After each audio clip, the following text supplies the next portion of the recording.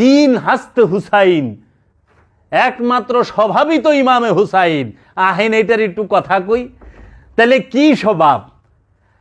হুসাইন বাবার যত গুণ আছে, আপনি মুসলমান যে দাবি করে, যে বলে আমি ইমাম, যে বলে আমি মৌলানা, যে বলে আমি মুফাসসির, যে বলে আমি মুহাদ্দিস, যে বলে আমি মুফাক্কির, যে বলে আমি অনেক বড় ইসলামী চিন্তাবিদ, গবেষক, আবার যারা নাকি বলে যে আমি অনেক আমলদার, তাদেরকে জিজ্ঞাসা করেন বাবা হুসাইনের কয়টা গুণ আপনার মধ্যে আছে বলেন, একটা খুঁজেন না।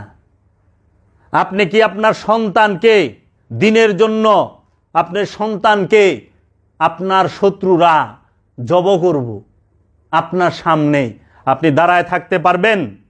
চায় চায় দেখতে পারবেন? না, আমিই পারুম না, আমি যে এত লেকচার দিতে আসি, পারবো না, কখনোই না, অসম্ভব। ও বাবা পারবেন? আপনার পোলারে একজনে থাপড় দিয়ে দিলে তো আপনি তার মাথা যে তুরি না ভাটাইবেন ওই তুরি শান্তি নাই। মামলা মোকদ্দমা বিচার সালিশ কত কিছু হয় না? আর সামনে তরোয়াল লয়ে কইলে যায় নাই। মাওলা হুসাইন কখনো এজিদের তাবুতে তীর ছোড়ে নাই। এজিদের জেনারেল ইবনে জিয়াদ তার নেতৃত্বে সীমার মাওলা হুসাইনের তাবুতে তীর ছড়ছে আগে। শুধু কি তীর ছড়ছে, তাবুতে আগুন ধরায় দিছে।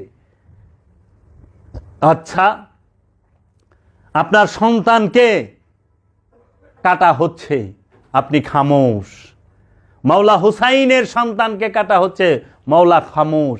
মাওলা হাসান আলাইহিস সালাতু ওয়াস সালামের সন্তানকে, ভাতিজাকে শাহাদাত করা হচ্ছে, কাটা হচ্ছে, কাটতাছে কুবায়া, খামোশ, চুপ, চায় চায় দেখতাছে, খামোশ। সে কি? মাওলা হুসাইন। সে কে?